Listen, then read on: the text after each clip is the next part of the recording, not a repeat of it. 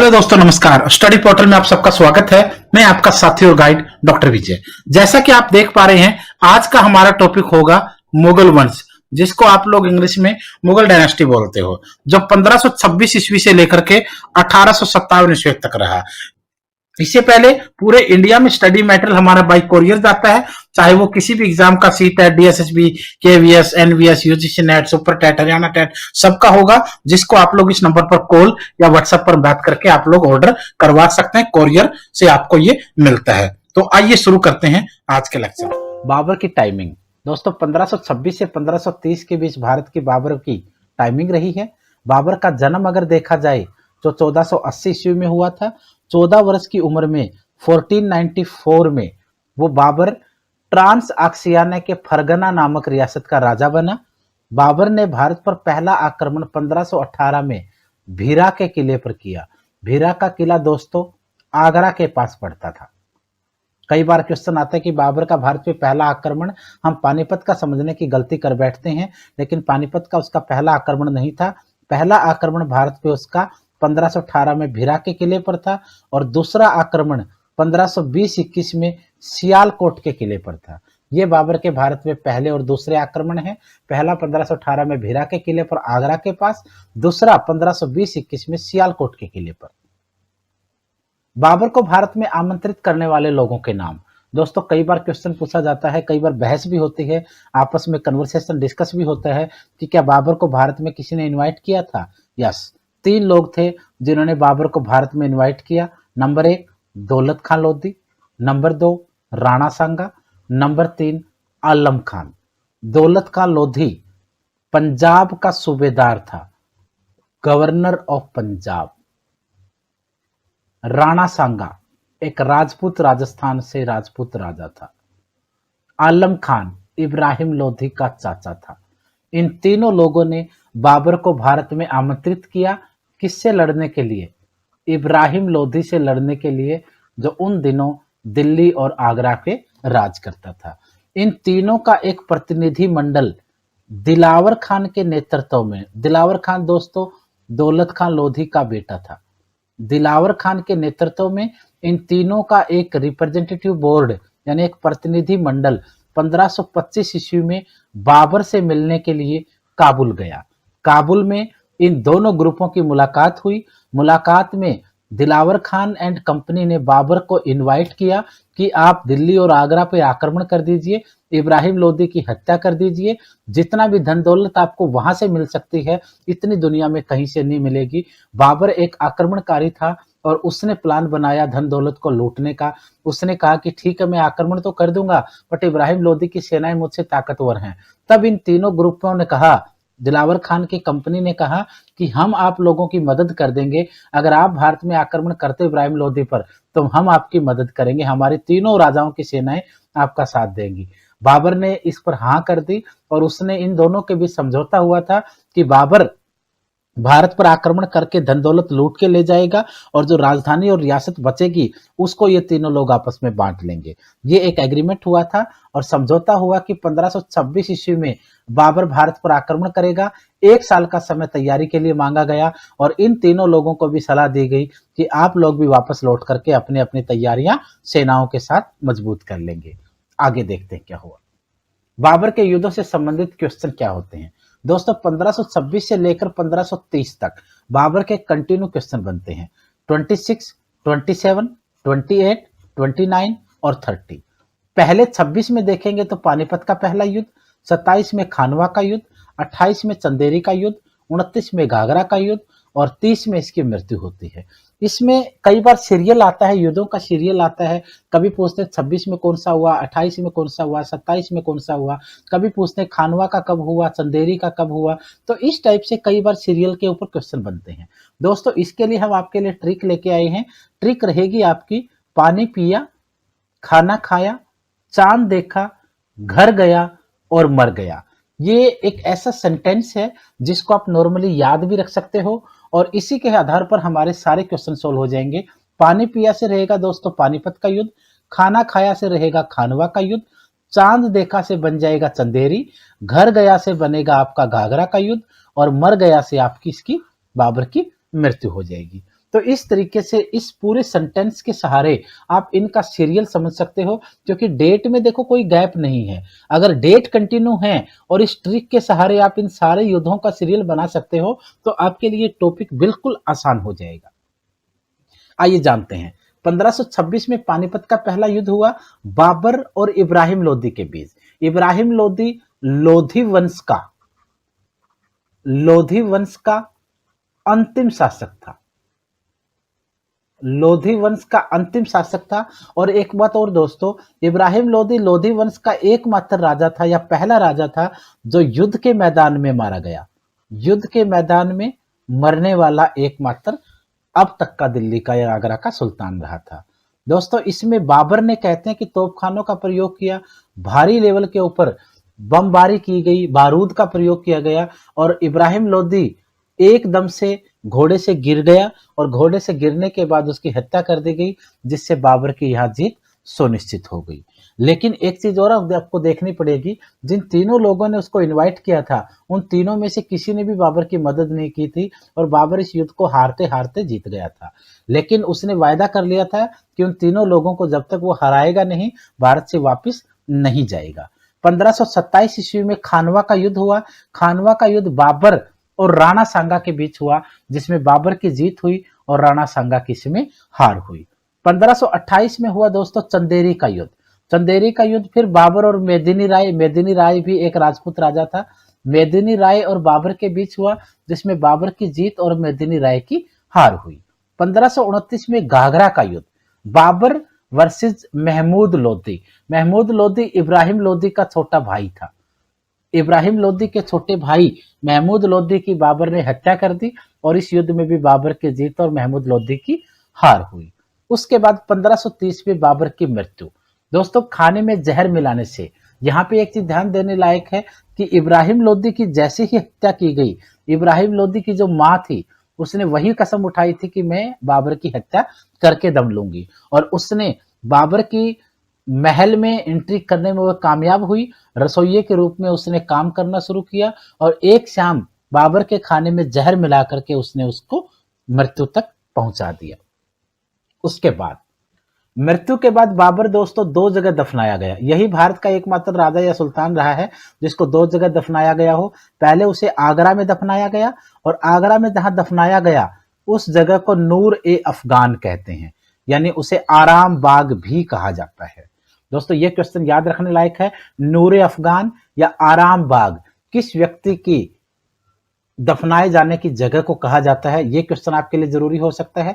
पहले उसे आगरा में दफनाया गया, फिर उसे काबुल में ले जाकर दफनाया गया। ये कहा जाता है कि उसने अपने विल में कहा था कि मुझे काबुल में दफनाया जाए, यानी यही एकमात्र दिल्ली या आगरा का राजा था जिसे दो जगह दफनाया गया। उसके बाद है दोस्तों तुजुके बाबरी। तुजुके बाबरी बाबर के ऊपर लिखी गई बहुत बड़ी किताब मानी जाती है। गजे बाबरी, बाबर का रोड यानी सड़क को मापने का पैमाना, सड़क मापने का पैमाना, दो चीज ध्यान रखना है। तुजुके बाबरी उसके ऊपर लिखी गई किताब थी और गजे बाबरी बाबर के द्वारा सड़क मापने का एक पैमाना बनाया गया था। गोले बारूद और तोपखानों का प्रयोग करने वाला पहला राजा जिसने भारत के ऊपर आक्रमण करते हुए गोला बारूद और तोपखानों का प्रयोग किया, उस्ताद अली और मुस्तफा, ये दोनों इसके तोपची हुआ करते थे जिन्होंने तोपखाने चलाने का काम किया था पानीपत के युद्ध में। पानीपत का युद्ध कहते हैं वो तोपखाने और गोला बारूद की वजह से जीत गया, अदरवाइज उसकी हार यहां निश्चित मानी जाती थी। लेकिन यह भी कहा जाता है कि पानीपत के युद्ध में उसने सर्वप्रथम तोपखाने और गोला बारूद का यूज किया, लेकिन बाबर खुद ये भी कहता है कि उसने यहां से पहले भीरा के किले में भी के युद्ध में भी उसने इन चीजों का प्रयोग किया था। हुमायूं की टाइमिंग दोस्तों 1530 से 1540 और 55 से 56, यानी 30 से 40 और 55 से 56, दो टाइमिंग में हुमायूं का कार्यकाल रहा है। यह भी क्वेश्चन कई बार आता है, किस मुगल राजा ने, किस मुगल बादशाह ने दो बार राज किया, एक बार और दूसरी बार। यह क्वेश्चन भी हुमायूं का होता है। सबसे पहले 1530 ईस्वी में बाबर की मृत्यु के बाद हुमायूं गद्दी पर बैठा। हुमायूं ने अपना साम्राज्य अपने तीनों भाइयों कामरान, हिंदल और अस्करी, ये हुमायूं के तीन और भाई थे, चार भाई टोटल थे ये। हुमायूं की सबसे बड़ी भूल ये कहा जाता है उसकी सबसे बड़ी भूल थी, सबसे बड़ी गलती थी। जो अपने पिता से उसको राज्य मिला था, उसको अपने अपने तीनों भाइयों में बराबर बराबर बांट दिया और खुद का एक हिस्सा रख लिया। अब जब चारों भाइयों में राज्य बंटा, तो राज्य के साथ साथ सेना भी बंटी, और सेना बंटने के साथ साथ हुमायूं की राज्य कमजोर होने लगा। और जब उसे अपने भाइयों की जरूरत पड़ी, तो किसी भी भाई ने उसकी ज्यादातर मदद नहीं की, जिसकी वजह से वो चौसा का युद्ध, बिलग्राम और कन्नौज के युद्ध, सारे युद्ध शेरशाह सूरी से हारता चला गया और अंत में भारत छोड़कर उसको भागना पड़ा।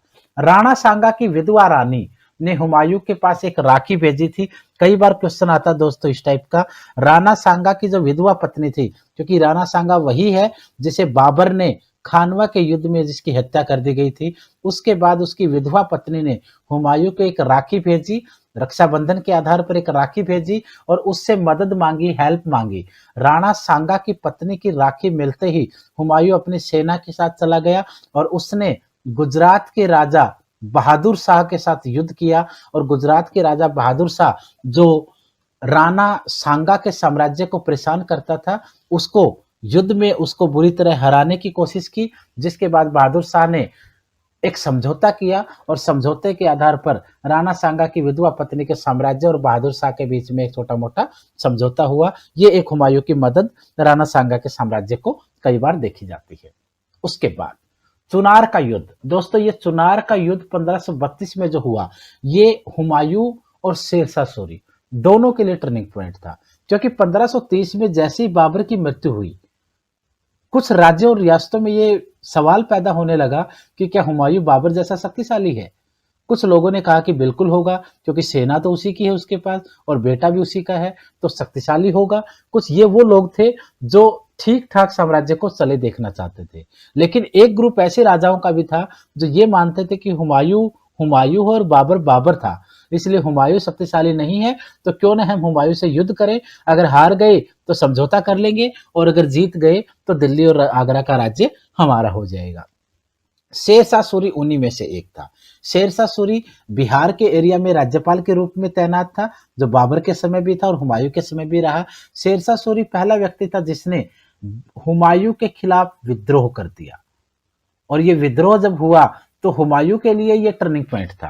हुमायूं की यह अग्नि परीक्षा थी। अगर हुमायूं इस युद्ध में शेरशाह सूरी को सबक सिखा देता, तो आगे कोई भी छोटा मोटा राज्यपाल या गवर्नर हिम्मत नहीं करता विद्रोह करने की। और अगर यहाँ हुमायूं शांत बैठ जाता, तो एक के बाद एक विद्रोह होते, जिसको दबाना उसके लिए मुश्किल हो जाता। तो हुमायूं ने अपनी पूरी मुगल सेना ली और शेरशाह सूरी के ऊपर अटैक कर दिया। चुनार के किले से शेरशाह सूरी राज्य चलाता था। चुनार का युद्ध हुआ 1532 ईस्वी में। शेरशाह सूरी की हार हुई और हुमायूं की इसमें जीत हुई। इसके बाद एक समझौता हुआ। समझौते के आधार पर शेरशाह सूरी को माफ करना था। उसके कुछ किले, उसकी कुछ सेना, उसके घोड़े, हाथी, धन दौलत लेकर के उसको छोड़ने का प्लान था। लेकिन ये कहते हैं कि एट ए टाइम जब समझौता चल ही रहा था, तो हुमायूं को किसी ने ये बहकावे में ला दिया कि शेरशाह सूरी दोबारा फिर विश्वासघात कर सकता है, तो इसलिए आप इससे कोई गारंटी रख लो। और कहते हैं कि हुमायूं ने शेरशाह सूरी के सामने शर्त रखी कि आप अपने बड़े बेटे को मेरे पास गिरवी रखोगे, जब तक बेटा गिरवी रहेगा तुम विश्वासघात दोबारा नहीं करोगे। दोस्तों यहां से टर्निंग पॉइंट बनता है। यह भी हुमायूं की एक बड़ी भूल मानी जाती है। क्यों? क्योंकि अगर ये बेटा गिरवी नहीं रखाया जाता, तो शेरशाह सूरी हमेशा घबराता और हुमायूं चौकन्ना रहता कि शेरशाह सूरी गलती तो नहीं कर रहा है। लेकिन ये इसका बड़ा बेटा गिरवी रखने के बाद हुमायूं निश्चिंत हो गया और शेरशाह सूरी के मन में अपमान की और बदला लेने की और बेटे को छुड़वाने की जो आग थी, वो एक नए तरीके से पैदा हो गई।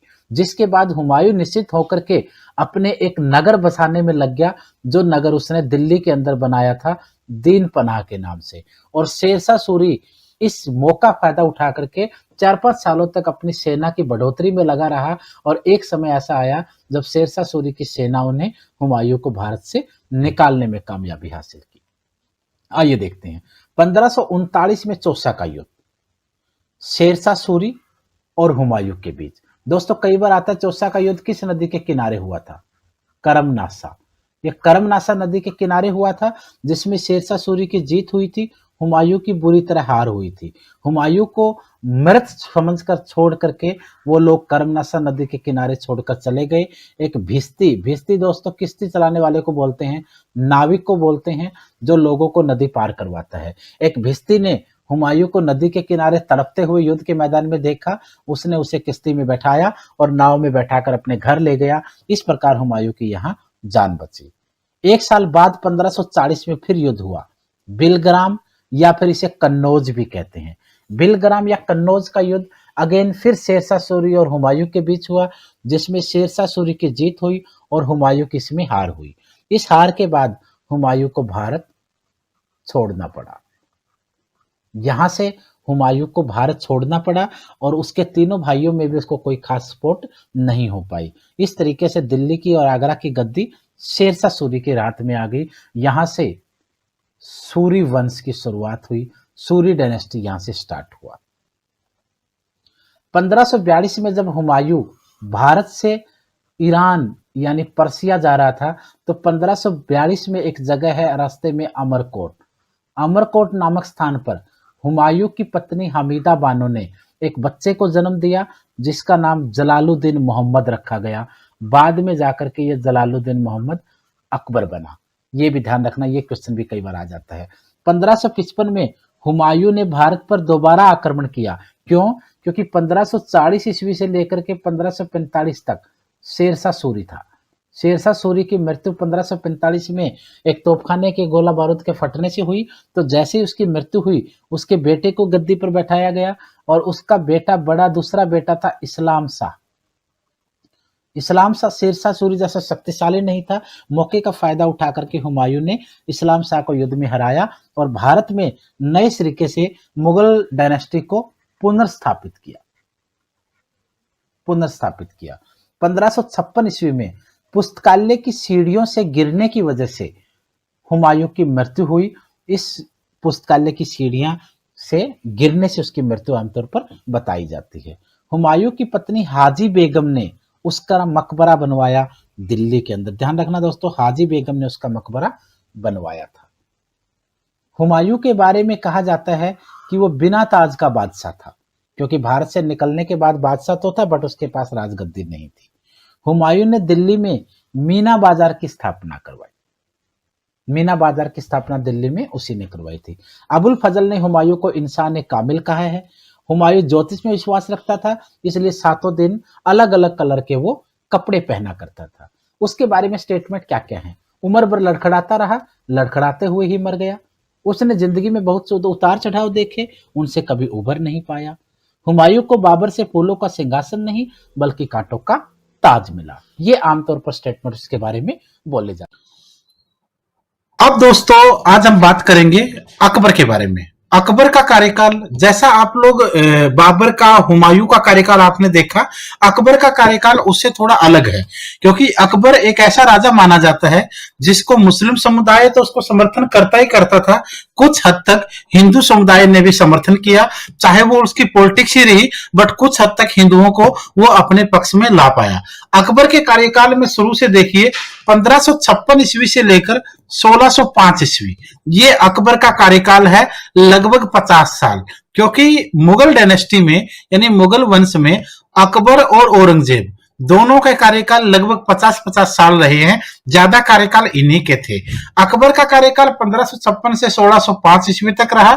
अकबर का जन्म अमरकोट में हुआ था 15 अक्टूबर 1542 ईस्वी को।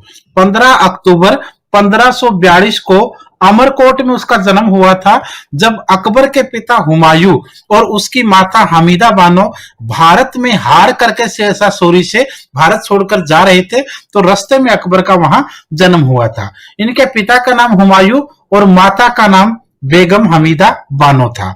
पिता तैमूर के खानदान से संबंध रखता था, तो माता का संबंध जो है वो चंगेज खान से था। देखिए, माता चंगेज खान के वंश से थी, पिता तैमूर खान के वंश से था, और इसलिए जो अकबर था उसका संबंध तुर्कों से भी था और मंगोलों से भी था।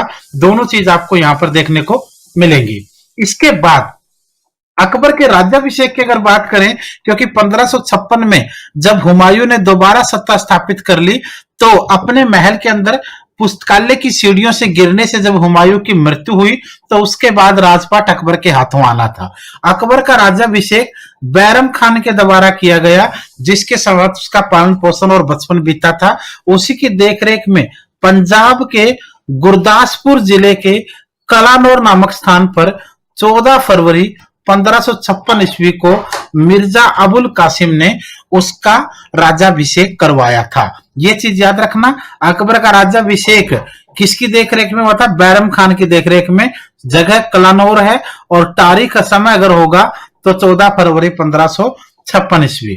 1556 ईस्वी में अकबर ने बैरम खान को अपना वजीर और अपना संरक्षक यानी मंत्री और अपना गार्जियन दोनों नियुक्त किया और उसे खान ए खाना की उपाधि से सम्मानित भी किया।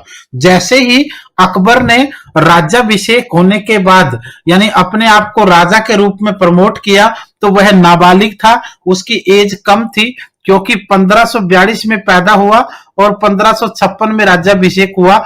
इसकी एज यहाँ 14 वर्ष थी और अकबर नाबालिग था, इसकी वजह से उसका गार्जियन संरक्षक नियुक्त किया गया बैरम खान को और साथ में बैरम खान उसका वजीर भी बना। हालांकि यह सिलसिला 4-5 साल ही चला। 1560 ईस्वी में बैरम खान की मृत्यु के साथ यह सिलसिला समाप्त हो गया। अकबर के शासनकाल की प्रमुख घटनाएं। अकबर के शासनकाल की प्रमुख घटनाओं में सबसे पहली घटना 1562 ईस्वी में अकबर का पहला अजमेर दौरा हुआ था। इसके अलावा एक और घटना है, वो 1560 में है जब बैरम खान की हत्या हुई थी। बैरम खान का सीन क्या था? अकबर जब 1556 ईस्वी में राजा बना तो इसके साथ बैरम खान वजीर बना, 4 साल तक संरक्षक भी बना। 4 साल तक ये सिलसिला चलता रहा। इस सिलसिले में एक तरफ अकबर बड़ा हो रहा था तो दूसरी तरफ जो बैरम खान था वो उसके सारे काम देख रहा था। जब जो राज्य के जो लोग थे जिनको अकबर से प्रॉब्लम थी वो बैरम खान को आगे जाकर के अकबर की बुराई करते थे और जिनको बैरम खान से प्रॉब्लम थी वो अकबर के आगे जाके बुराई करते थे कि महाराज आप ही राजा हो, इसको कुछ भी नहीं पता, ये आपके राज्य को डुबो देगा। इस तरीके से दोनों के बीच में मनमुटाव हो गया। एक बार कहते हैं कि राज्य के दरबार के अंदर ही राज दरबार लगा हुआ था, अकबर और बैरम खान के बीच में बहस हो गई और डिबेट इस हद तक पहुंच गई कि बैरम खान ने अकबर को यह कह दिया कि जो व्यक्ति आपको राजा बना सकता है वो राजगद्दी से उतार भी सकता है। ये बात अकबर को पिंच हो गई और उसने महसूस किया कि हो सकता है बैरम खान के दिमाग में कोई षड्यंत्र है और वो उसको मरवा ना दे। तो रातों रात अकबर अपने आगरा से महल से शिकार के बहाने निकला और दिल्ली पहुंच गया। दिल्ली पहुंचने के बाद अकबर ने आदेश जारी किया कि मैं बैरम खान को वजीर और संरक्षक दोनों पदों से सस्पेंड करता हूं यानी हटाता हूं और उसके पास 2 ऑप्शन है, या तो वो सैनिक बनकर के सेवा करे या फिर वो हज की यात्रा पर निकल जाए। अब जिस व्यक्ति ने इतने बड़े पद पर काम किया हो वो व्यक्ति सैनिक के रूप में तो काम नहीं करेगा, तो उसने अपना हज का रास्ता अपना लिया। अब जब वो हज पर निकला तो कहते हैं कि जब वो गुजरात के पाटन नामक स्थान पर पहुंचा तो वहां किसी अफगान विरोधी ने उसकी चाकू मारकर हत्या कर दी। एक पक्ष ये भी कहता है कि यह व्यक्ति अकबर का ही था जिसने अपने राज्य से निकलने दिया उसको और उसका पीछा करता रहा ताकि अकबर के ऊपर बुराई ना आए, और जैसे ही वो बाहर निकला उसकी हत्या कर दी। अलग अलग पक्ष इसके बारे में अलग अलग राय देते हैं, लेकिन बैरम खान का चैप्टर 1560 में क्लोज होता है। बैरम खान का बेटा जो रहीम खान था और उसकी जो पत्नी थी बैरम खान की, उसके साथ अकबर ने विवाह कर लिया और बैरम खान का बेटा अकबर का सौतेला पुत्र भी कहलाया। आगे देखते हैं। पहला अजमेर दौरा 1562 में उसका हुआ। 1562 में ही अकबर ने एक आदेश जारी किया जिसमें युद्ध बंदियों को दास बनाने पर प्रतिबंध लगाया गया। स्लेव सिस्टम क्या होता था, जैसे एक पार्टी ये है और एक राजा ये है, दोनों राजाओं के बीच में जब युद्ध होता था तो मान लो ये राजा जीत गया, इसकी हार हो गई, इसकी सेना के जितने भी सैनिकों को ये लोग बंदी बना लेते थे वो सारे दास कहलाते थे, गुलाम कहलाते थे। तो अकबर ने यह आदेश पारित किया कि युद्ध बंदी जो भी होंगे उनको दास बनाने पर प्रतिबंध लगाया जाता है। 1563 ईस्वी में तीर्थ यात्रा कर को समाप्त कर दिया। जो होली विजिट पर टैक्स होता था, हिंदू या दूसरे धर्म के लोग जब तीर्थ यात्रा पर जाते तो उन पर टैक्स लगता था, इसको समाप्त कर दिया गया। 1564 ईस्वी में जजिया कर को समाप्त कर दिया गया जो नॉन मुस्लिम टैक्स था, जो नॉन मुस्लिम टैक्स था। राज्य के अंदर मुस्लिम धर्म को छोड़कर बाकी सभी धर्मों पर अपना धर्म अपनाने के लिए यह टैक्स लगता था, तो इसको समाप्त कर दिया। 1571 ईस्वी में फतेहपुर सीकरी की स्थापना उसने की। 1571 ईस्वी में फतेहपुर सीकरी की स्थापना उसके द्वारा की गई और 1571 में फतेहपुर सीकरी, और फतेहपुर सीकरी जो है वो यहां पर बना। और इसी समय 1572 में बुलंद दरवाजे का निर्माण, ये भी याद रखना, 1572 में बुलंद दरवाजे का निर्माण फतेहपुर सीकरी में, क्योंकि गुजरात का युद्ध अकबर ने जीता था और गुजरात युद्ध जीतने की खुशी में उसने बुलंद दरवाजे का निर्माण करवाया था, ये याद रखना। 1574 ईस्वी में मनसबदारी प्रथा को आरंभ उसने किया। 1575 ईस्वी में फतेहपुर सीकरी में इबादत खाना का निर्माण करवाया, जिसको धर्म संसद का नाम भी दिया गया बाद में जाकर के। इबादत खाना महल के अंदर नमाज पढ़ने का एक कक्ष होता था, जिसको नमाज कक्ष या इबादत खाना का नाम दिया गया। 1576 ईस्वी में संपूर्ण साम्राज्य को 12 सूबों में बांट दिया गया। 1578 में इबादत खाने को सभी धर्मों के लिए खोल दिया गया, जिसको धर्म संसद के रूप में बनाया गया। 1582 ईस्वी में तौहीद ए इलाही या दीन ए इलाही धर्म की घोषणा करी। दीन ए इलाही एक ऐसा धर्म था जिसमें 5 नियम हिंदू धर्म के और 5 नियम मुस्लिम धर्म के लेकर के 10 नियम लेकर इसको बनाया गया। और दीन ए इलाही धर्म को स्वीकार करने वाला पहला और आखिरी अगर बोलेंगे तो फिर आपका आंसर बिरबल आएगा। मान सिंह से रिक्वेस्ट की थी अकबर ने, बट उसने मना कर दिया और बिरबल ने इसको अपनाया था, ये भी याद रखना। 1582 ईस्वी में टोडरमल, जो भारत के अंदर भूमि जिसको लैंड रिफॉर्म कहते हैं, भूमि सुधार का सबसे महान व्यक्ति हुआ है, जिसने पहले शेरशाह सूरी के समय काम किया और फिर राजा अकबर के राज्य में आया। टोडरमल ने दहसाला प्रणाली को लागू किया। दह का मतलब 10 होता है, साला का मतलब यहाँ साल होगा। एक ऐसा टैक्स जो 10 साल में एक बार दिया जाए, इसको दहसाला प्रणाली कहा गया, इसको शुरू किया गया। अकबर के सैन्य अभियानों की अगर बात करें, अकबर के सैन्य अभियान काफी थे। उसने लगभग 13-14 अभियान अपने जीवन काल के अंदर किए थे। पहला अभियान 1561 ईस्वी में मालवा का अभियान उसका था और इस समय यहाँ का शासक बाज बहादुर था। दूसरा अभियान अकबर का चुनार का अभियान था। मुगल सेना का नेतृत्व इसमें आसफ खान के द्वारा किया गया था। तीसरा अभियान अकबर का 1564 में था, गोंडवाना का अभियान था। मुगल सेना का नेतृत्व यहाँ भी आसफ खान और वीर ने किया, जिसने वीर नारायण को, गोंडवाना के राजा को हरा दिया था। चौथा अभियान उसका 1562 ईस्वी से 70 ईस्वी तक, यानी 8 साल तक चला। इस अभियान में राजपूत राज्यों को अकबर ने अपने अधीन किया था, जिसमें आमेर 1562, मेड़ता 1562, मेवाड़ 1568, हल्दी घाटी का महाराणा प्रताप के साथ युद्ध 1576, रणथंभौर 1569, कालिंजर 1569, मारवाड़ 1570, जैसलमेर 1570 और बीकानेर का युद्ध 1570। ये राजपूत अभियान थे उसके, जिसमें हल्दी घाटी का युद्ध महाराणा प्रताप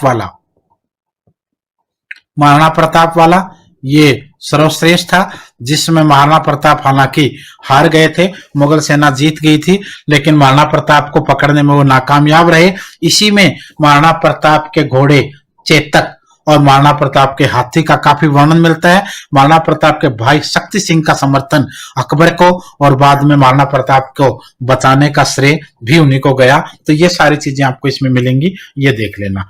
5वां अभियान 1571 ईस्वी में गुजरात का अभियान था। इस समय यहाँ का राजा मुस्फर खां तृतीय था। छठा अभियान 1574 से 76 बंगाल और बिहार के शासक दाऊद खान के विरुद्ध मुगल सेनापति मुनीफ खान ने किया था। 7वां अभियान 1581 काबुल के राजा हकीम मिर्जा को मान सिंह व अकबर ने हराया था। 8वां अभियान 1586 ईस्वी में कश्मीर के शासक यूसुफ खान याकूत खान को मुगल सेनापति कासिफ खान और भगवान दास के द्वारा हराया गया। 9वां अभियान 1591 सिंध के राजा जानी बेगम को मुगल सेनापति अब्दुल रहमान खान ने पराजित किया। 10वां शासक अभियान 1590-91 में उड़ीसा के शासक निसार खान को मुगल सेनापति मानसिंह ने हराया था। 11वां अभियान 1595 बलूचिस्तान के राजा शासक पन्नी अफगान को मुगल सेनापति मीर मासूम ने हराया। 12वां अभियान 1595 कंधार के शासक मुजफ्फर हुसैन ने मुगल सूबेदार साहबेग को स्वेच्छा से किला सौंप दिया था। 13वां अभियान खानदेश का था 1591 में, उसके साथ अहमदनगर का 1597 से 1600 और असीरगढ़ का किले पर आक्रमण, जो अकबर का आखिरी युद्ध था जिसमें मीर बहादुर को हराया था। ये 13 अभियान अकबर ने चलाए थे, जिसमें काफी सारे युद्ध उसने लड़े और अकबर अपने जीवन में कहते हैं ज्यादातर युद्ध, सभी युद्ध आमतौर पर जीत गया था। और उसने किसी भी युद्ध का नेतृत्व खुद प्रत्यक्ष रूप से नहीं किया, किसी का मान सिंह, किसी का अफगान, मतलब अलग अलग लोगों के द्वारा उसके युद्ध को मतलब प्रदर्शित किया गया और उसके नेतृत्व को किया गया था। अकबर के अन्य कार्य, कुछ और भी काम थे जो अकबर के फेमस रहे। भू राजस्व वसूल करने के लिए किरोड़ी नाम के अधिकारियों की नियुक्ति। अकबर के राज्य में जो भू राजस्व था, जमीनी टैक्स जो था, उसको वसूल करने के लिए किरोड़ी नाम के अधिकारियों की नियुक्ति हुई। कृषि योग्य भूमि को 3 भागों में बांट दिया गया था और 3 भाग कौन से थे? पोलज, चाचर और बंजर। पोलज, चाचर, बंजर। पोलज वो भूमि होती थी जिस पर प्रति वर्ष खेती होती थी। चाचर जिसमें 1 या 2 साल बाद छोड़कर कृषि होती थी। बंजर जिस पे कृषि नहीं होती थी। यानी इनका टारगेट था पोलज की जो अक्षमता थी, जो कैपेसिटी थी एग्रीकल्चर प्रोडक्शन की, उसको बढ़ाया जाए, चाचर को पोलज बनाया जाए और बंजर को कम से कम चाचर बनाया जाए। इस तरीके से बांटा गया था ताकि हर जमीन को उसी की जरूरत के अकॉर्डिंग उसको सहयोग मिले और उसी जमीन को उसी की जरूरत के अकॉर्डिंग उसको सुधार और सुविधाएं मिले। दहसाला प्रथा की शुरुआत इसने की, जो मैंने आपको बताया था। अकबर के दरबार का दौरा करने वाला पहला अंग्रेज था राल्फ फिच। याद रखना, अकबर के दरबार का दौरा करने वाला पहला अंग्रेज राल्फ फिच था। इसके साथ साथ आप कुछ और चीजें भी अकबर के समय से संबंधित आप देख सकते हो। जितने भी लोक जन के कार्य थे वो भी काफी सारे इनके द्वारा करवाए गए थे। अकबर के 9 रत्नों की अगर बात करें तो अकबर के 9 रत्नों में सबसे फेमस था अबुल फजल, जिसने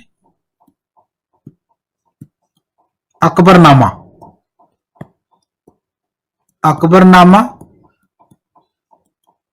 और आईना ए अकबरी लिखी थी। ये आ जाएगा। सेकंड नंबर पे आएगा फैजी, जो अबुल फजल का छोटा भाई था और अकबर ने फैजी को अपने बेटे सलीम यानी जहांगीर का गुरु भी बनाया था। ये काफी इंटेलिजेंट व्यक्ति माना गया। तीसरा नाम था बिरबल। बिरबल जो अकबर का सहयोगी था, साथी था, संकट मोचक के रूप में था, जिसने दीन ए इलाही धर्म को स्वीकार करने वाला पहला हिंदू भी कहलाया। चौथे नंबर पर था टोडरमल, जो अकबर का वित्त और एग्रीकल्चर मंत्री था, जिसने दहसाला पर था और एग्रीकल्चर रिफॉर्म करवाए थे। 5वें नंबर पर राजा मानसिंह था, जो अकबर के लिए एक अच्छे सच्चे सलाहकार के रूप में रिलेटिव होने के नाते उसको समर्थन था। 6वें नंबर पर था तानसेन, जो बड़ा संगीतज्ञ रहा, म्यूजिशियन रहा, ग्रेट। रहीम खान खाने खाना, जो टोडरमल के बाद, तानसेन के बाद नंबर रहीम खान का भी आता है। रहीम खान बिरबल और तानसेन की तरह उसकी काफी वैल्यू थी अकबर के दरबार के अंदर। और अकबर ने जब रहीम खान के पिता की हत्या का क्रेडिट अपने आप को लेने से मना कर दिया तो दरबार में काफी सारी आवाजें उठी। कुछ लोगों ने कहा कि उसने अकबर ने बैरम खान को मरवाया है, कुछ लोगों ने कहा कि अफगानी विरोधियों ने मारा है। इस बात को देख करके रहीम खान को उसने अपना पुत्र बनाया सौतेला, और बैरम खान की पत्नी के साथ अकबर ने विवाह किया। तो रहीम खान का नाम भी काफी फेमस रहेगा। मुल्ला दो प्याजा जो उसके धार्मिक कार्य करता था, और फकीर अजीजाउद्दीन ये भी उसके एक नवरत्न के रूप में था। ये 9 नवरत्न 9 नाम आपको मिलेंगे। कुछ लोग एक दो का नाम चेंज कर देते हैं, लेकिन वो नाम चेंज नहीं होता, व्यक्ति यही है, किसी का उपनाम कभी कभी किताबों में डाल दिया जाता है। एनसीईआरटी के अकॉर्डिंग ये सारे हैं। 1605 ईस्वी में अकबर की मृत्यु हुई और उसको आगरा के निकट सिकंदरा में दफनाया गया। अकबर को आगरा के निकट सिकंदरा में दफनाया गया था। अकबर की नीतियों में एक सुलह एक कुल की नीति भी रह जाती है। सुलह एक कुल जो हिंदू धर्म के साथ वैवाहिक संबंध अकबर ने बनाए थे, उसको आप लोगों इसमें नीति के दौरान माना जाता है। तो अकबर के चैप्टर में आपको ये तमाम वो चीजें दिखेंगी। उसके बाद बात आती है जहांगीर की। अकबर की मृत्यु के बाद उसका बेटा सलीम उर्फ जहांगीर गद्दी पर बैठा। हालांकि अकबर कभी नहीं चाहता था कि जहांगीर गद्दी प्राप्त करे, क्योंकि जहांगीर अकबर के बेटों में सबसे निकम्मा, शराबी, आवारा, अफीम का सेवन करने वाला और नकारा बेटा था। अकबर नहीं चाहता था उसको गद्दी मिले। अकबर ने अपने दूसरे बेटों को जब मरते हुए देखा, दूसरे बेटे जब मारे गए, तो अकबर ने डायरेक्ट जहांगीर की जगह उसके बेटे को गद्दी सौंपने के लिए मान सिंह के साथ प्लानिंग बनाई। लेकिन अकबर की एट ए टाइम आकस्मिक मृत्यु होने की वजह से जहांगीर को राजा बनाया। इसमें देखिए 1605 ईस्वी से 1627, 1605 ईस्वी से 1627 ईस्वी तक जो जहांगीर का कार्यकाल था, इसमें काफी सारे ऐसे काम हुए जो उसके लिए फेमस रहे। जहांगीर का जन्म 30 अगस्त 1559 ईस्वी को हुआ था, जिसके पिता अकबर थे। जहांगीर के पिता का नाम अकबर और माता मरियम उज जमानी थी। याद रखिएगा, जहांगीर के पिता का नाम अकबर तो माता का नाम मरियम उज जमानी था। जहांगीर का शिक्षक अबुल फजल का भाई जैदी था, जो मैंने अभी अकबर के नवरत्नों में आपको बताया था। जहांगीर का काल चित्रकला का स्वर्णिम युग यानी गोल्डन एज माना जाता है। अगर आप ये कहें मुगल काल का स्वर्ण युग, मुगल काल का स्वर्ण युग माना जाता है। लेकिन जब गोल्डन ईरा की बात करते हैं तो मुगलों में गोल्डन ईरा भी दो थे। पहला गोल्डन ईरा जहांगीर वाला और दूसरा गोल्डन ईरा जागे रहेगा आपको शाहजहां का। लेकिन जहांगीर का गोल्डन ईरा जो था, स्वर्ण युग था, वो चित्रकला का था, आर्किटेक्चर का था, और शाहजहां वाला बिल्डिंग कंस्ट्रक्शन भवन निर्माण कला का। तो ये गोल्डन ईरा वाला क्वेश्चन भी आपको मोस्ट इंपोर्टेंट रहेगा। जहांगीर का विवाह, जहांगीर का पहला विवाह आमेर जयपुर के राजा भगवान दास की पुत्री मानबाई से 1885 ईस्वी में 1685 ईस्वी में हुआ था। बड़े पुत्र खुसरो का जन्म इस मानबाई से ही हुआ था, यह भी याद रखना है। जहांगीर का नूरजहां से विवाह, बादशाह बनने के बाद जहांगीर ने अनेक विवाह किए, जिनमें शेर खान की विधवा पत्नी मेहरुनिसा का नाम भी था। अब देखिए, जो नूरजहां था, नूरजहां का सेनापति था शेर अफगानी। शेर अफगानी, शेर खान भी कहते हैं इसको। शेर अफगानी था और सेनापति था ये जहांगीर का। शेर अफगानी की पत्नी थी मेहरुनिसा। मेहरुनिसा, जहांगीर ने कहा कि मुझे मेहरुनिसा से शादी करनी है। शेर अफगानी ने कहा कि सर ये मेरी पत्नी है, मेरे जीते जी आप ये नहीं कर सकते। तो जहांगीर ने कहते हैं शेर अफगानी की हत्या करवा दी और उसकी विधवा पत्नी मेहरुनिसा से विवाह कर लिया, और बाद में जाकर के उसका नाम बदल करके नूर जहां रखा गया और उसको बादशाह बेगम का टाइटल मिला। ये दोनों चीजें याद रखना। मेहरुनिसा का नाम बदल कर क्या रखा गया? नूरजहां। नूरजहां का पहले क्या नाम था? मेहरुनिसा। किसकी पत्नी थी? शेर अफगानी की। टाइटल कौन सा दिया गया उसको? बादशाह बेगम का।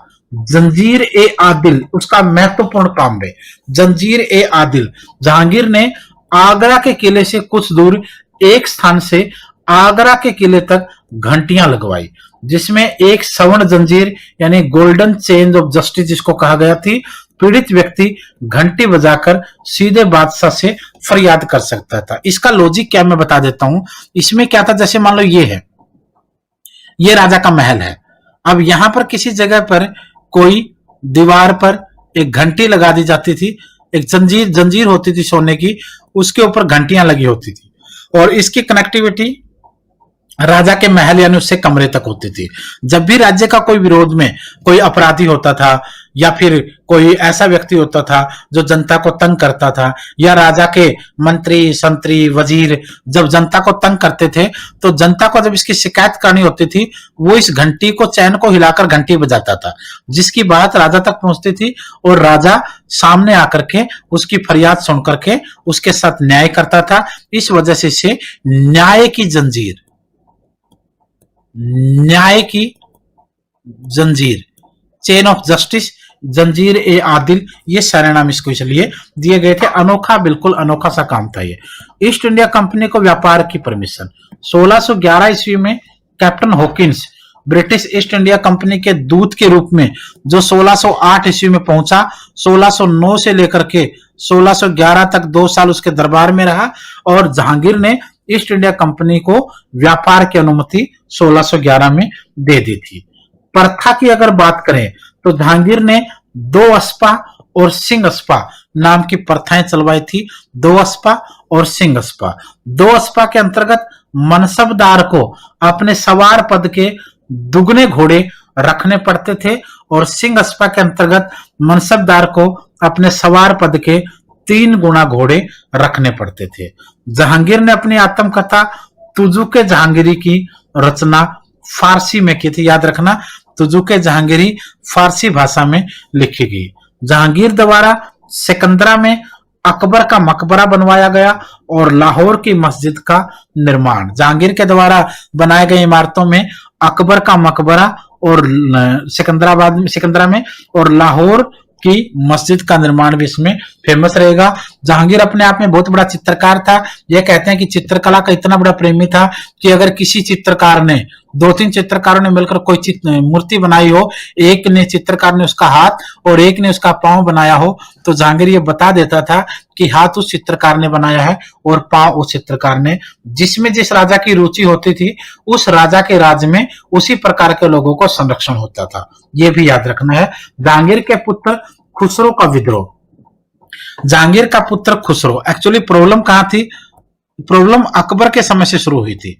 अकबर के जितने भी बेटे थे उनमें सबसे नाकारा जहांगीर था, सबसे नाकारा जहांगीर था। बाकी बेटों के युद्धों में जब मृत्यु हो गई तो अकबर ने प्लान बनाया कि जहांगीर तो सबसे नाकारा है, उसको तो हम गद्दी नहीं देंगे। तो जहांगीर का जो बेटा था खुसरो, उसकी प्लानिंग चली अकबर की कि अकबर चाहता था कि जहांगीर को हम बिल्कुल बाइकाट कर देते हैं और सीधा राजगद्दी हम खुसरो को देंगे। और खुसरो का पालन पोषण किसके पास हो रहा था? राजा मानसिंह के पास हो रहा था। ये प्लानिंग चल रही थी, मानसिंह के पास प्लानिंग हो रही थी।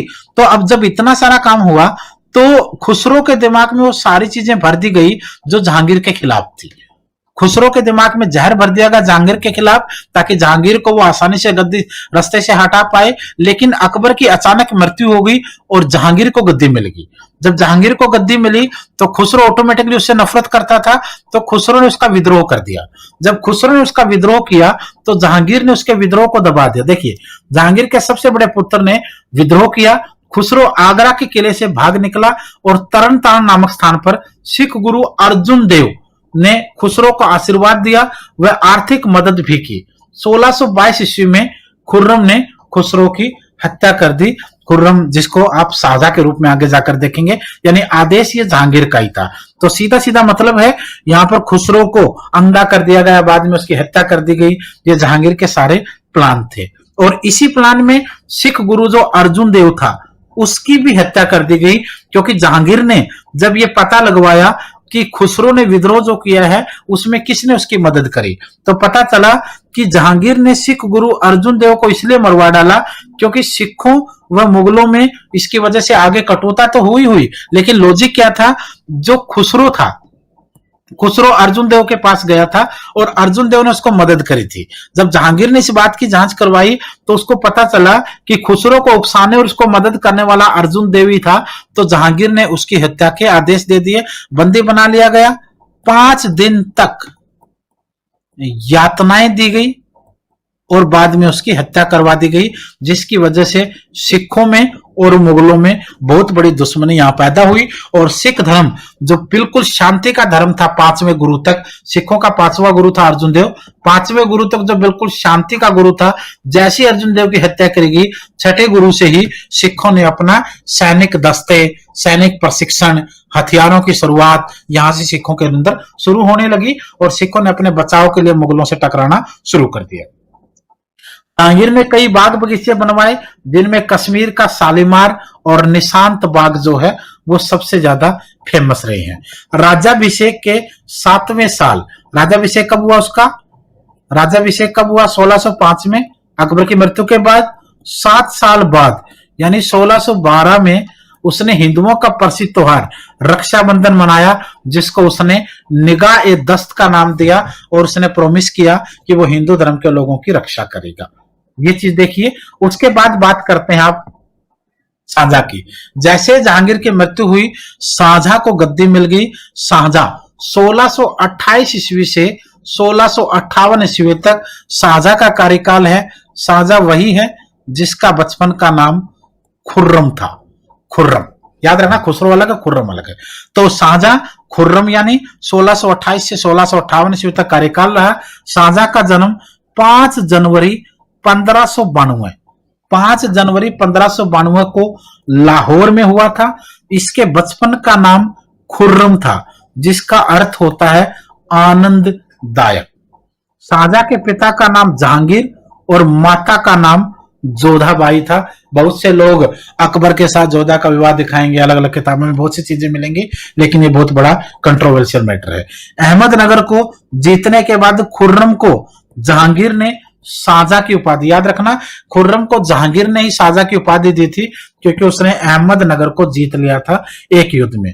शाहजहां का काल भवन निर्माण कला, मैंने बताया आपको, जहांगीर का काल चित्रकला का गोल्डन ईरा था और शाहजहां का काल भवन निर्माण कला का स्वर्ण युग था, यानी बिल्डिंग कंस्ट्रक्शन का। तो मुगल काल का पहला गोल्डन ईरा जहांगीर और दूसरा गोल्डन ईरा शाहजहां का माना जाता है।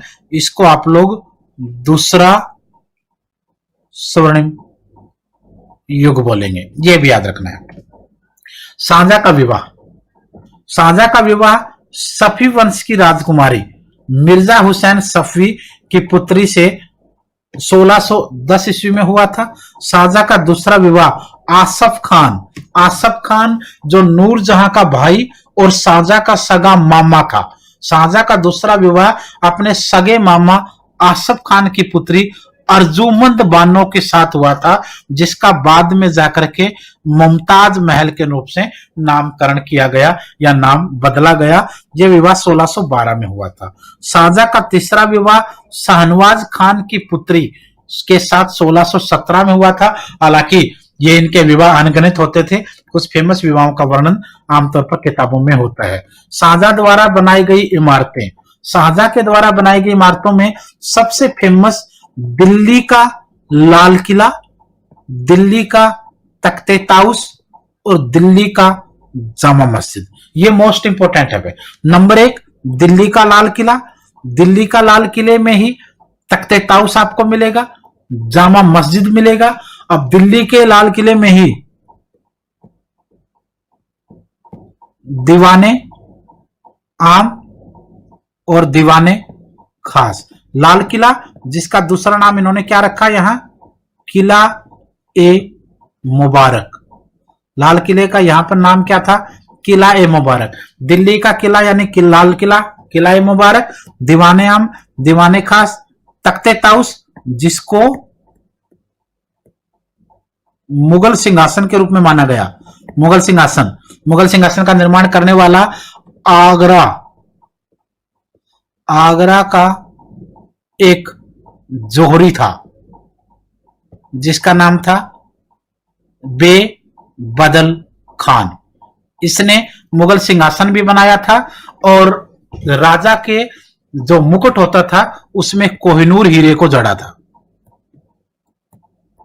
कोहिनूर हीरे को जड़ा था।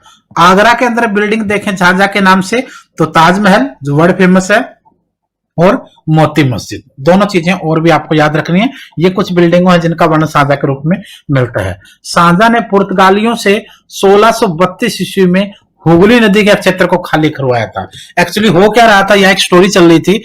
आप लोग देखोगे 1503 ईस्वी में पुर्तगालियों ने अपना व्यापार भारत में व्यापारिक कोठियां बना दी और 1611 में अंग्रेजों ने अपना व्यापार भारत से परमिशन के अकॉर्डिंग शुरू कर दिया। पुर्तगाली लगभग 100 साल पहले आ चुके थे।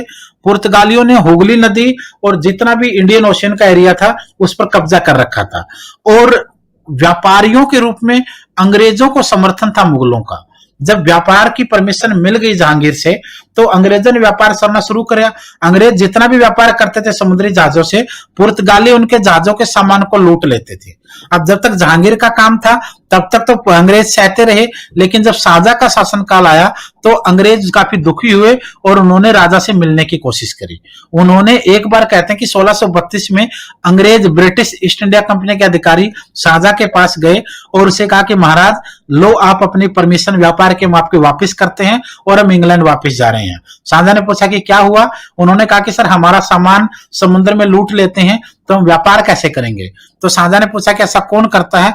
तो उन्होंने कहा कि ये सब पुर्तगाली करते हैं और कहते हैं कि शाहजहां को गुस्सा आया और उसने अपनी मुगल सेना को आदेश दे दिया और हुगली नदी के किनारे कलकत्ता और बंगाल के अंदर जितने भी पुर्तगाली थे उन सब की बस्तियों को नष्ट कर दिया गया, क्योंकि पुर्तगालियों ने काफी सारे समुद्र डाकू समुद्र के अंदर बंगाल की खाड़ी और हिंद महासागर में छोड़ रखे थे, जिनकी वजह से सारा काम हो रहा था। इस नीति को पुर्तगालियों ने ब्लू वाटर पॉलिसी भी कहा था। शाहजहां ने 1636-37 में सिजदा प्रथा को समाप्त करके उसकी जगह सहार ए तस्लीम, ये मुसलमानों के अंदर, मुस्लिम धर्म के अंदर किसी को सलाम और नमस्कार की एक विधि होती थी जिसमें पांव, घुटने, कोहनी और जो मस्तक होता था वो जमीन पर लेट करके राजा को सलाम करना होता था। शाहजहां के 4 पुत्र थे, औरंगजेब, दाराशिको, सूजा और मुराद। 2 पुत्रियां थी, जहां आरा और रोशन आरा। इनमें औरंगजेब ने दाराशिको, सूजा, मुराद की हत्या कर दी और औरंगजेब ने अपने पिता शाहजहां को बंदी बना दिया आगरा के किले में, जो जहां आरा की देखरेख में उसको कैद रखा गया। ये स्टोरी आपको आगे मिलेगी। शाहजहां पहला मुगल शासक था जो अपने जीवन में गद्दी से वंचित कर दिया गया और औरंगजेब द्वारा 1658 में उसको कैदी बना लिया गया। कैद में पड़ा रहा 8 साल तक और 1666 में उसकी मृत्यु हो गई। किसके कहां पर रखा गया? उसको आगरा के महल में रखा गया, जहां से वह अपनी पत्नी को की याद में बनाए गए ताजमहल को देख सकता था। जहां आरा, जो उसी की बेटी थी, औरंगजेब की बहन थी, उसके निरीक्षण में उसको बंदी बना के रखा गया था कि बहन पिताजी जेल से निकल ना जाए। ये चीज आपको देखनी है। उसके साथ आप देखोगे आगे औरंगजेब का काल। औरंगजेब का कार्यकाल हालांकि शाहजहां की मृत्यु से पहले ही शुरू हो गया, क्योंकि उसने उसको बंदी बना करके जेल में डाल दिया गया। कार्यकाल 1658 से 1707, यानी 50 वर्ष का कार्यकाल औरंगजेब का है। मोइनुद्दीन मोहम्मद औरंगजेब का जन्म 24 अक्टूबर 1618 ईस्वी को उज्जैन के पास दोहद नामक स्थान पर हुआ था। 1633 ईस्वी में सुधाकर नामक हाथी को घायल करने के कारण शाहजहां ने उसे बहादुर की उपाधि दे दी थी। 1636 में औरंगजेब को शाहजहां ने पहली बार दक्कन का सूबेदार बनाया, जहां वह 1644 ईस्वी तक रहा था। औरंगजेब आलमगीर के नाम से सिंहासन के ऊपर बैठा था। शाहजहां को बंदी बनाने के बाद 21 जुलाई 1658 को औरंगजेब आगरा के सिंहासन पर बैठा, लेकिन उसका वास्तविक राज्याभिषेक दिल्ली में 5 जून 1659 को हुआ था। औरंगजेब को जिंदा पीर भी कहा जाता है। औरंगजेब को जिंदा पीर कहा गया। औरंगजेब के काल में ही पाटन का सोमनाथ मंदिर, बनारस का विश्वनाथ मंदिर और मथुरा के केशव मंदिर को तोड़ दिया गया था। औरंगजेब इस्लाम के समर्थक के रूप में, औरंगजेब कट्टर सुन्नी मुसलमान था। औरंगजेब ने मुद्राओं पर कलमा खुदवाना बंद करवा दिया था। नौरोज त्योहार को मनाना बंद कर दिया। तुलादान और झरोखा दर्शन, इन विधियों को भी उसने दरबार से बंद कर दिया। दरबार में होली दिवाली मनाना उसने बंद करवा दिया। 1679 ईस्वी में हिंदुओं पर पुनः जजिया कर को शुरू कर दिया और तीर्थ यात्रा कर को भी दोबारा लगा दिया, जो टैक्स अकबर ने स्थगित कर दिए थे। संगीत विरोधी था, दरबार से नाचने गाने, म्यूजिक और डांस, ये चीजें अखबार से उसने समाप्त करवा दी, बंद करवा दी, कोई काम ऐसा नहीं होता था। सिख गुरु तेग बहादुर की हत्या 1675, सिखों के 9वें गुरु तेग बहादुर की हत्या औरंगजेब ने करवा दी थी 1675 में, जिससे सिखों और मुसलमानों में, सिखों और मुगलों में एक बार फिर दुश्मनी हो गई। क्योंकि ध्यान रखना, सिखों का 5वां गुरु, सिखों का 9वां गुरु, 5वां गुरु अर्जुन देव, 9वां गुरु तेग बहादुर, 5वें को जहांगीर ने, 9वें को औरंगजेब ने। यह चीज आपको जरूर देखनी है, इस टाइप के क्वेश्चन बार बार आपको देखने को मिलेंगे। औरंगजेब के शासनकाल में मुस्लिम कानून के संग्रह फतवा ए आलमगीरी को संरक्षण दिया गया। औरंगजेब ने गैर मुस्लिम जनता पर दोबारा से जजिया कर लगाना शुरू कर दिया। जनता को आर्थिक राहत देने के लिए राहदारी और पानदारी करों को माफ कर दिया गया। 1707 में औरंगजेब की मृत्यु हो गई और मुगल वंश का पतन यहां से शुरू हो गया। औरंगजेब के बाद अगला नंबर आता है बहादुर शाह का, क्योंकि वैसे तो यह कहा जाता है कि मुगल वंश 1526 ईस्वी से लेकर 1707 ईस्वी तक ये मुगल वंश का सबसे स्ट्रॉन्ग पीरियड माना जाता है, बाबर से लेकर औरंगजेब तक। लेकिन कहने को मुगल वंश 1707 में समाप्त नहीं हुआ, बल्कि वो 1857 तक, क्रांति तक बहादुर शाह जफर के नेतृत्व तक रहा। लेकिन रियल जो मुगल डायनेस्टी है वो 1707 में शक्तिशाली जो मुगल वंश था वो समाप्त हो चुका था।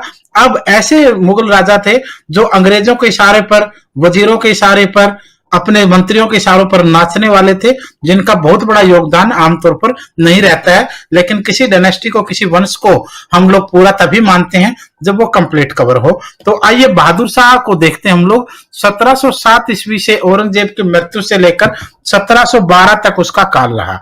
औरंगजेब की मृत्यु के बाद मुगल साम्राज्य का पतन प्रारंभ हो गया। औरंगजेब ने किसी को भी अपना उत्तराधिकारी घोषित नहीं किया था। औरंगजेब की मृत्यु के बाद उसके तीनों पुत्र मुअज्जम, आजम और कामबख्श, तीनों में युद्ध हुआ और उस युद्ध में मुअज्जम, जो कि उस वक्त 63 वर्ष का था, वह विजयी हुआ। उसने अपने दोनों भाइयों को मौत के घाट उतार दिया और औरंगजेब के पुत्र मुअज्जम ने बहादुर शाह की उपाधि ग्रहण की और अपने आप को बादशाह के रूप में घोषित कर दिया। तो ये जो मुअज्जम था औरंगजेब का बड़ा बेटा, यही बादशाह बना और इसी ने अपने आप को बहादुर शाह की उपाधि देकर के 1707 ईस्वी से लेकर 1712 ईस्वी तक मुगल वंश के रूप, शासन के रूप में काम किया। बहादुर शाह प्रथम भी इसको कहा गया, शाह आलम प्रथम के नाम से भी इसको जाना गया। दोनों नाम याद रखना, बहादुर शाह प्रथम बोले या शाह आलम प्रथम बोले, दोनों का नाम आपको यहाँ पर, ये दोनों इसी के नाम है। उसके बाद नंबर आता है जहांदार शाह का कार्यकाल। जहांदार शाह 1712 ईस्वी से 1713 ईस्वी तक मुगल वंश के राजा के रूप में हुआ।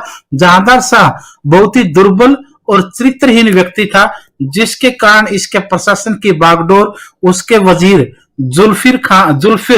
जुल्फिकार खान के हाथ में थी। जहांदार शाह ने जजिया कर को पूर्ण रूप से समाप्त किया था। यही क्वेश्चन इसका आता है, क्योंकि जजिया कर के ऊपर रोक लगाई अकबर ने, औरंगजेब ने उसको दोबारा से शुरू कर दिया और फिर इसको बिल्कुल समाप्त करने वाला जहांदार शाह माना जाता है। 1713 में आगरा में फर्रुख सियर ने जहांदार शाह को शिकस्त दे दी, उसको हरा दिया और लंबट मूर्ख की उपाधि दी। लंबट मूर्ख के रूप में जहांदार शाह को जाना गया। यानी दो क्वेश्चन मेन रहेंगे, एक जजिया कर को पूर्ण रूप से समाप्त किया जहांदार शाह ने और दूसरा उसको लंबट मूर्ख कहा गया।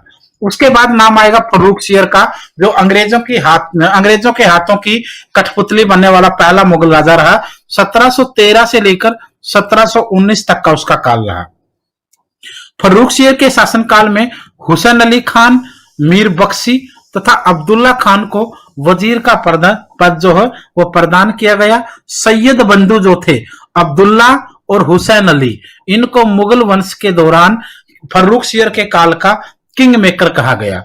सैयद बंदियों में सैयद हुसैन अली पटना का उप गवर्नर था और सैयद अब्दुल्ला खान जो है वो इलाहाबाद का गवर्नर बन गया था।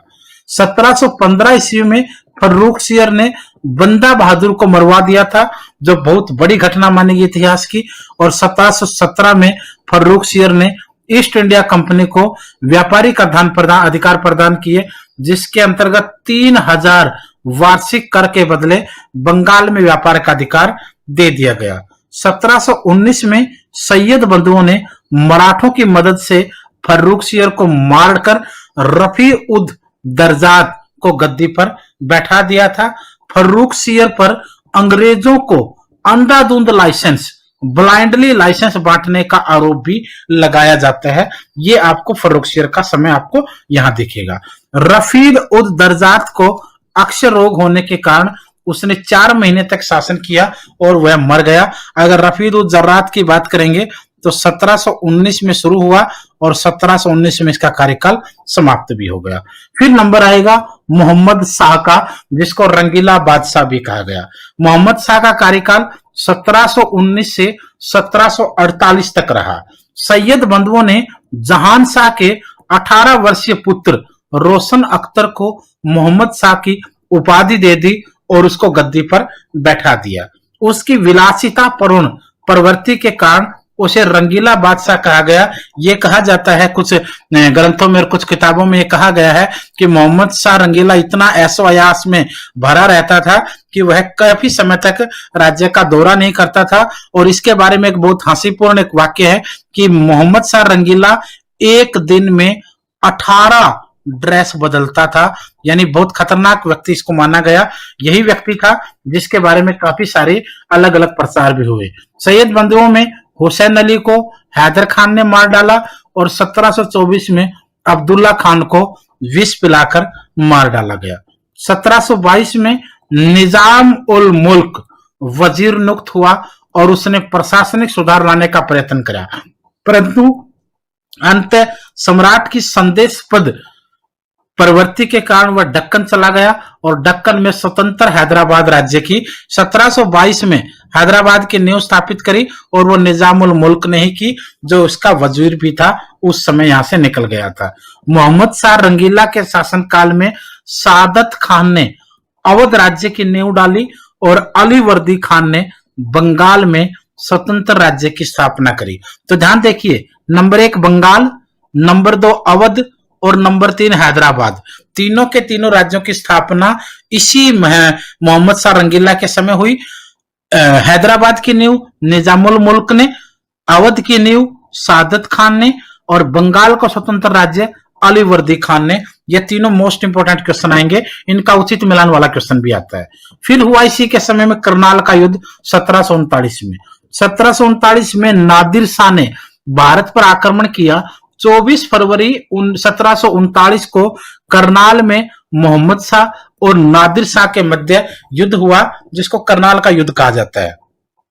इसके पीछे की स्टोरी ये मानी जाती है कि नादिर शाह जो ईरान का एक आक्रमणकारी था, ईरान से आया था, उसने पहले अफगानिस्तान पर आक्रमण किया था और जब उसने अफगानिस्तान पर आक्रमण किया तो मोहम्मद शाह से उसका संपर्क हुआ और मोहम्मद शाह ने ये वचन दिया था कि वह अफगानिस्तान के किसी भगोड़े को भारत में शरण नहीं देंगे और न ही काबुल तक आने देंगे। लेकिन जब ये ऐसा नहीं हुआ और खुद कहते हैं कि नादिर शाह ने अपना एक दूत भारत भेजा था जिसकी दिल्ली में हत्या कर दी, जिससे क्रोधित होकर नादिर शाह ने भारत पर आक्रमण भी किया और दिल्ली के अंदर भी कत्लेआम बाद में मचाया गया था। तो ये नादिर शाह का और यहाँ पर मोहम्मद शाह का युद्ध हुआ। मोहम्मद शाह रंगीला की इसमें हार हुई, नादिर शाह इसमें जीत गया और यहीं पर 3 घंटे तक ही सिर्फ ये युद्ध चला, जिसमें निजामुल मुल्क ने शांति दूत की भूमिका भी निभाई थी। इसी के समय दिल्ली में कुछ मुगल सैनिकों ने फारसी सैनिकों का वध कर डाला था, जिससे क्रोधित होकर नादिर शाह ने दिल्ली में कत्लेआम मचाया।